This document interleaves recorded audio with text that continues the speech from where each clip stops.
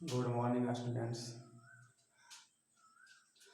Corona virus के चलते हम लोग फेस टू फेस पढ़ाई नहीं कर पा रहे हैं, लेकिन विपिन सर द्वारा बोला गया कि चलो यूट्यूब द्वारा कुछ कम से कम क्लास 10th के फिलहाल पढ़ाई जारी किया जाए। तो हम लोग जिस प्रकार से विपिन सर बताए हैं उनके बात को मानते हुए हम लोग क्लास 10th शुरू कर दिए हैं। आप लोग चैप्टर 3 तक पढ़े थे, लेकिन चैप्टर 3 नहीं, अब यहाँ चैप्टर 8 शुरू हो गया है। चैप्टर 3 बाद में पूरा हो जाएगा। अभी वैसे पढ़ाई हम लोग पढ़ेंगे जो बोर्ड के एग्जाम में ज़्यादा से ज़्यादा आता है, ज़्यादा से ज़्यादा मार्क्स का आता है। तो परीक्षा को ध्यान में देखते हुए हम लोग चैप्टर नंबर 8 शुरू कर दिए हैं। देखिए यहाँ पे डेट लिखा रहेगा, हमेशा जो भी वीडियो डलाएगा यहाँ पे डेट लिखा रहेगा। क्लास 1 लिखने का मतलब आप पहला क्लास में नहीं पढ़ रहे हैं। क्लास 1 लिखने का मतलब है कि पहला दिन क्लास चल रहा है। अब देखिए नया कॉपी खरीद लीजिएगा और चैप्टर 8 शुरू कर दीजिए। त्रिकोणमितीय अनुपात और सरल समीकरण, इंग्लिश में देखिए सामने लिखा हुआ है, ट्रिगोनोमेट्रिक रेशियोज एंड आइडेंटिटीज। तो जो चैप्टर नंबर 8 है इसमें सबसे पहले जानना जो जरूरी है वह समकोण त्रिभुज है। अगर आप समकोण त्रिभुज नहीं जानते हैं तो चैप्टर 8 और चैप्टर 9 आप नहीं जान सकते हैं। तो चलिए हम लोग शुरू कर दिए हैं। समकोण त्रिभुज लिखेंगे, राइट एंगल ट्रायंगल लिखा हुआ है, पहले समझेंगे उसके बाद लिखेंगे। पहले समझना है, जब हम समझाने के बाद आपको बोलेंगे कि पॉज कीजिए तो आपको वीडियो को बीच में रोक कर वहाँ पे लिख देना होगा। जब भी बोलेंगे पॉज कीजिए इसका मतलब वीडियो बीच में रोकिए और उसको अपना कॉपी पे नोट कर लीजिए और तब फिर आगे बढ़ेंगे। तो देखिए सीधा है समकोण त्रिभुज, आप पिछले क्लास में भी पढ़े होंगे, छोटा बच्चा में भी पढ़े होंगे। वह त्रिभुज जिसका एक कोण समकोण हो उसे समकोण त्रिभुज कहते हैं। सीधा बात है। किस त्रिभुज को समकोण त्रिभुज कहेंगे? तो ऐसा त्रिभुज जिसका एक कोण समकोण हो, मतलब 90 डिग्री का हो, तो इसको समकोण त्रिभुज कहेंगे। देखिए यहाँ लिखा हुआ है नीचे के चित्र में, त्रिभुज एबीसी समकोण त्रिभुज है जिसका कोण बी बराबर 90 डिग्री। यहाँ देखिए त्रिभुज समकोण त्रिभुज है, इसमें जो बी कोण है 90 डिग्री साफ लिखा हुआ है। तो इस त्रिभुज में एक कोण 90 डिग्री है, तो ये पूरा के पूरा त्रिभुज का नाम हो गया समकोण त्रिभुज। वीडियो को पॉज कीजिए और लिख लीजिए, आगे तब बढ़ेंगे।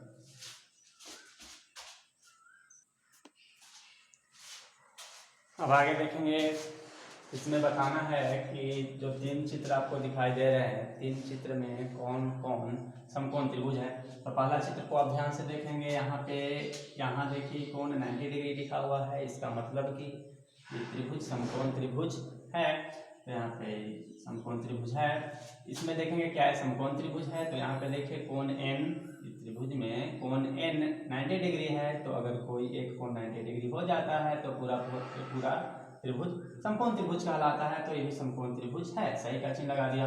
बताइए समकोण त्रिभुज है कि नहीं है? तो यहाँ पे जो भी इनका तीनों कोण है, तीनों कोण में से ऐसा एक भी कोण नहीं है जो 90 डिग्री माप के हो, तो यहाँ पे समकोण त्रिभुज नहीं है। अगर एक भी कोण 90 डिग्री का होता, एक जगह भी 90 डिग्री लिखा हुआ होता, तो हमको एहसास होता कि 90 डिग्री का है, तो हम जान जाते कि समकोण त्रिभुज है। लेकिन यहाँ पे कोई भी कोण 90 डिग्री का नहीं है, अर्थात यह त्रिभुज समकोण त्रिभुज नहीं है। यहाँ इन दोनों त्रिभुज समकोण त्रिभुज है, ये समकोण त्रिभुज नहीं है। वीडियो को पॉज करेंगे, अपना आंसर लिख लेंगे।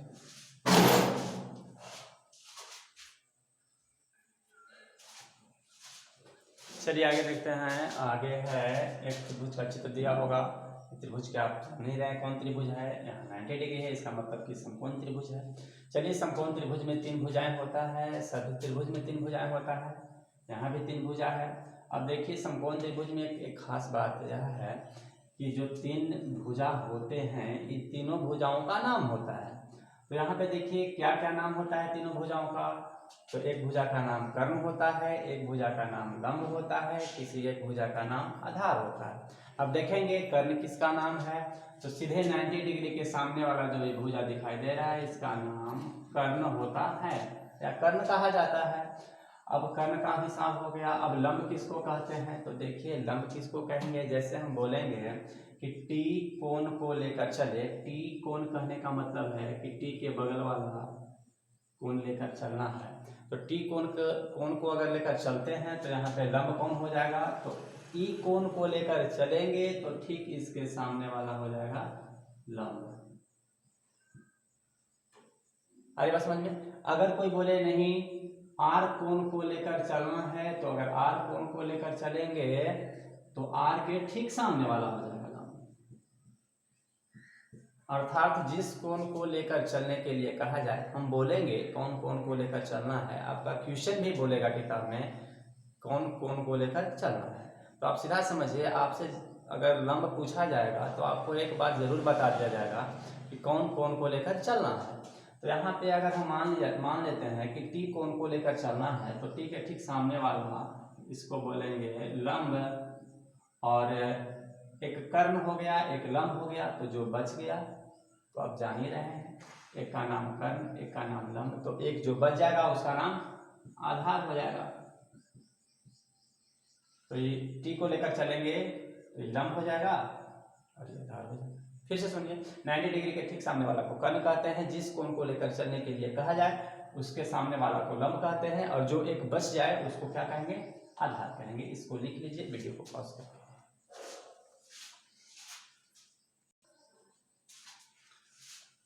चलिए आगे देखेंगे। इसमें आपको बताना है त्रिभुज एम एन ओ में कि इसका अगर हम अगर हम एम कोण को लेकर चलें तो इसमें कर्ण किसको कहेंगे, लंब किसको कहेंगे, आधार किसको कहेंगे। एम कोण को लेकर चलना है तो सीधा समझिए 90 डिग्री के ठीक सामने वाला को कर्ण कहते हैं, ये कर्ण हो गया।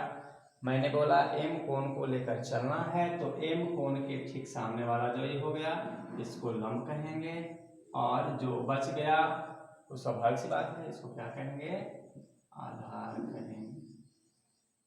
वीडियो को पॉज करके अपना आंसर लिख लीजिए।